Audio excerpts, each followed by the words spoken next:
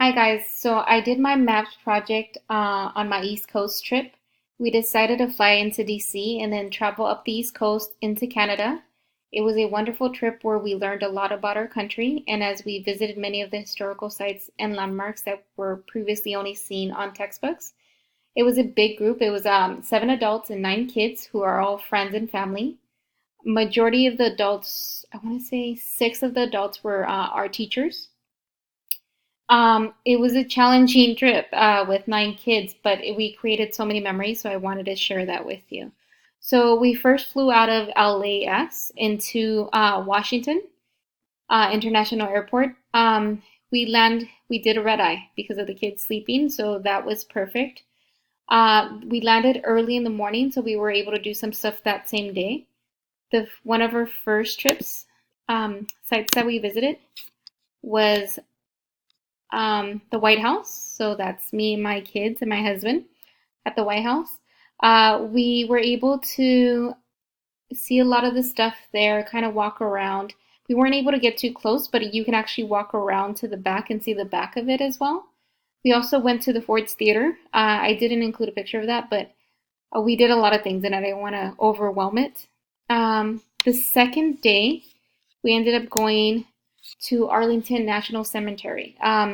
We ended up seeing the changing of the guard, which was very memorable, and it was very somber in that cemetery. We also ended up going to Mount Vernon, which is where Washington's house is. We got to see it. The third day there, we ended up seeing a lot of the monuments. We did a tour with the company, and that's our big group there in front of Lincoln Memorial. We ended up seeing a lot of the big memorials. We saw Martin Luther King's memorial, Lincoln, and we just saw a lot of the great areas. After DC, we stayed there about 3 days. Then we decided to travel up to New York. But on the way to New York, we ended up passing by Philadelphia, and we ended up eating there. We had to visit the Rocky statue. It was very important that we did that. The kids had a lot of fun running up the steps, and it was a great way to tire them out and then kind of break up the trip. Next, we ended up going into New York. We visited the One World Trade Center. We ended up seeing the monument that they have for the Twin Towers. Um, and we got to do a lot of things there. I think the kids really enjoyed eating pizza and just kind of seeing the city. It's a big city. The following day, we ended up going into Ellis Island, and we ended up visiting the Statue of Liberty. That's my kids again, and it was just a very nice experience. I think Island was very, it hit home with me more than the Statue of Liberty. I think being able to walk through the halls that people walk through in order to get to the United States, and then being able to hear their stories because they have you can listen to the immigrants that landed in Ellis Island. They recorded their voice about their experience there, so it was very interesting. Um, we also ended up going to the Empire State Building. We took the elevator all the way up and were able to see the city. It's a magnificent view from the top, and I really recommend it. It's just really cold, as you can tell by our red noses. That building is just really great.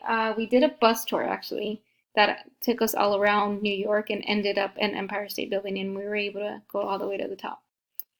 From New York, we ended up traveling to Boston, Massachusetts. We ended up doing the Freedom Trail tour.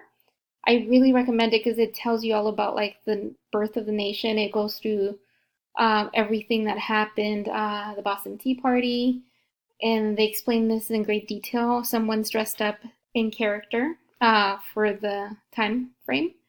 And then we ended up going into the cemetery there. That's where Samuel Adams' grave is. Paul Revere's buried there. They have some really amazing things that they share, and it's just we learned a lot of things that we didn't really know, and it was really great because my kids got so much from just that tour. But we also were able to go to Mike's Pastries. So Mike's Pastries has a little bit of a competition with another pastry place there. and we decided that Mike's was the best. So I'm only going to talk about Mike's pastries. They have a Boston cream pie that's just amazing. Their cannolis are magnificent. It's just, we had a great time there. We spent about 3 days there, and then we ended up driving up towards, we stopped by Salem, the Salem Witch Museum. It was a very fun experience. The kids got a little scared because some of the stuff that they go over is a little scary for them, and so the presentation did have a little bit of like lights and loud sounds. My son did not do very well with it, but he got through it, and we just really enjoyed it. It's a quick stop. I wouldn't spend more than a few hours there. Then we keep traveling up. We went to Cape Elizabeth. We went to the Lobster Shack at Two Lights. It's amazing. The view is just stunning, as you can tell. It feels like you're at the edge of the world, and their food is just so good. They have clam chowder, they have lobster, just really good food. Their flavors is just really well. I did compare it a little bit to the clam chowder at Boston. I think the one in Boston was a little bit better, but I still recommend it for the view and just being able to go through it. So then after we were kind of done with the States, we crossed over into Canada. We went into Quebec. We did a lot of tours there as well. They kind of told us about like the birth of Quebec and how they had a fight. The kids were able to recreate the fight, and it was a lot of fun. We passed by this famous hotel. It's the Fairmont Le Chateau Frontenac, and it's probably, you can maybe recognize it. You might have seen it some other places. It's really famous, but it's really stunning to see it from there.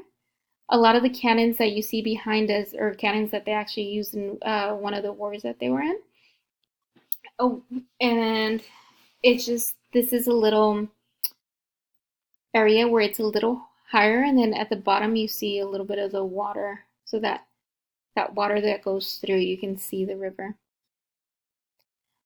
We spent a few days in Quebec. We were able to eat and just um, visit a lot of the little places around there. They do speak French. We were not fully prepared for that. I think we should have brushed up on our French a little bit before we got there. Next, we went into Thousand Islands. So this place is really cool. What it is, it's a bunch of islands that people build homes on. So it's just kind of very incredible. We took a boat tour, and it kind of guided us through the different islands. We got to see the different houses that people have built.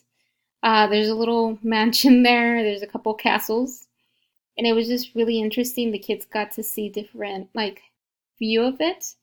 I really recommend that you take that tour. It's really beautiful.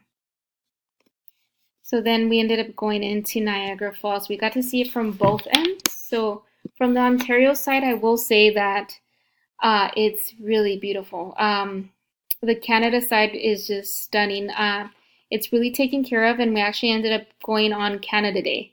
And so we got there, we did Niagara Falls, and they just had music, and it was so lively. Everything's very well taken care of. They had fireworks at the end, and it was just really beautiful. It just to see the power of the water there was just impressive. And we just got lucky that it was Canada Day. We weren't even aware of that. We didn't plan it that way, but it was a nice little surprise.